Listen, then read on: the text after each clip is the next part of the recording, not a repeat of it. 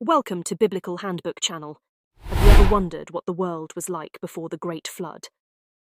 The antediluvian period was a unique time in human history. People here had very long lifespans. Methuselah, the grandfather of Noah, lived for 969 years and is considered the oldest man mentioned in history. Because people lived so long, it's possible that one woman had many children, meaning families might have been much bigger back then. Imagine how many kids one could have in 900 years. Let's compare this with a story from a later time in history. According to the Guinness Book of Records, the most recorded children born to one mother was 69. This record belonged to the wife of Fyodor Vasilyev, a peasant from Shuya, Russia, between 1707 and 1782. In just 27 pregnancies, she gave birth to 16 pairs of twins, 7 sets of triplets, and 4 sets of quadruplets. Consider Cain. Cain built a city and called the name of the city after the name of his son, Enoch. He built a total of 7 cities. Although the Bible does not mention the number of children Cain had, he sure did have a large family. In this video, we are going to look at the antediluvian period, meaning before the flood. What was the beginning of the world like before the flood? The world was different. It was a time of vast landscapes, diverse wildlife, and early human civilizations. They built cities, developed skills, and lived in communities. At that time, some mythical or legendary creatures existed. Creatures like Behemoth and Leviathan, mentioned in the Book of Job. Behemoth is depicted as a colossal land beast, while Leviathan is a giant sea serpent. There were Nephilim on Earth, who were more than likely very large, fierce warriors. Some argue that the Nephilim were giants born from the mixture of the fallen angels and the daughters of men, but many other Old Testament scholars believe that it is more likely that the Nephilim were mighty men and of great renown. It is also recorded that they early humans were technically advanced. The Bible, for instance, mentions Tubal-Cain, described as a forger of all instruments of bronze and iron. How about the Ark by Noah?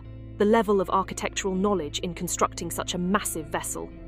These people were believed to have knowledge of various crafts, arts, music, and technologies. They were creating things, cultivating the land, and forming societies. Contrary to certain scientific assertions about human evolution, the Bible presents a distinct narrative regarding the origins of humanity. According to biblical accounts, God created mankind as rational and morally conscious beings from the outset, starting with Adam and Eve. While humans undoubtedly progress intellectually through the acquisition of knowledge and the development of technologies, the biblical stories of the antediluvian period challenge the notion of evolutionary development within the human species. For example, Seth, often regarded as one of the earliest ancestors after Adam and Eve, displayed an advanced understanding, contributing to societal advancements. His descendants demonstrated innovation by inventing new methods, such as cultivating the land for agriculture, raising livestock, crafting tools, fostering the arts through musical instruments, and engaging in artistic endeavors.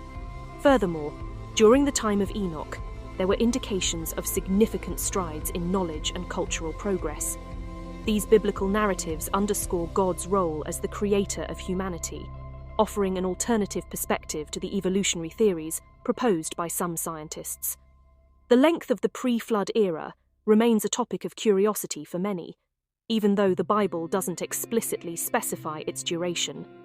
Some often speculate that the period from the world's creation to the flood might have been longer than all the subsequent biblical history combined. However, efforts to precisely date this era have been inconclusive. The only source offering any chronological hints about the pre-flood time is the genealogical record found in Genesis chapter 5. Yet, pinpointing exact dates from this record is challenging because its primary aim isn't to provide a timeline. Rather, biblical genealogies primarily focus on establishing family lineages rather than serving as precise chronicles. Not all genealogical records encompass each generation, possibly creating deliberate omissions. When it mentions that one individual begat another, it could signify an ancestral connection rather than immediate parentage. Similar patterns exist in other biblical family histories, suggesting that the genealogy in Genesis chapter 5 might adopt a comparable symbolic style. Scholars suggest that the significant progress seen in the pre-flood era might be linked to the extended human lifespans during that time. With a single language and God permitting people to live for centuries, this likely played a crucial role in technological advancements and the sharing of knowledge. While there are differing interpretations concerning the longevity of individuals before the flood, the most common view in Christianity takes a literal reading of the biblical text, affirming that these figures lived for hundreds of years. According to the Bible, the sinful behavior initiated by Cain spread rapidly throughout the pre-flood world. For instance, Lamech, a descendant of Cain, was among the first to practice polygamy and was also a double murderer who boasted about his cruelty. Even Cain himself, after killing Abel, not only showed no remorse, but also believed that God's punishment upon him was unjust. It's said that as the population grew, so did wickedness and corruption. People were described as increasingly violent and morally corrupt. There was greed, dishonesty, and wrongdoing that spread across the land. According to ancient tales, this moral decline troubled the Creator. The world became a place filled with immorality, and the goodness of humanity was threatened. During this period, Noah stood out as a rare example of someone who continued to revere and obey the Lord amidst a time of widespread moral decay. According to biblical accounts, Noah and his family were the sole survivors, spared from the catastrophic flood that marked the end of the antediluvian period. This period came to a close with God's wrathful judgment due to the pervasive wickedness and depravity within that civilization. The situation had deteriorated to such an extent that God expressed regret over creating humanity. In the New Testament, the Apostle Peter, in his second epistle, refers to the end of the antediluvian story, underscoring the destruction of that time by the floodwaters. These events serve as a cautionary tale for us, as Jesus himself indicated that the lifestyle prevalent before the Great Flood would resurface in the last days.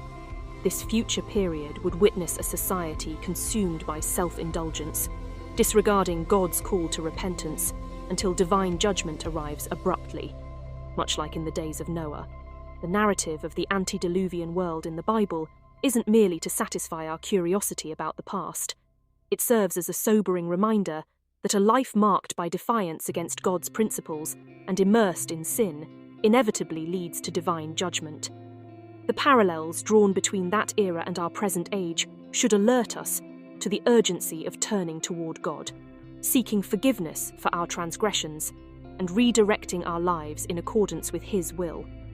In summary, the pre-flood era was a distinct period in human history characterized by remarkable advancements in technology and culture, yet marred by profound sinfulness and rebellion against God. Its cataclysmic end stands as a poignant reminder of divine judgment and the necessity for human repentance. Hence, it's crucial for us to remain vigilant, obedient to God's commands, and eagerly awaiting the return of Christ.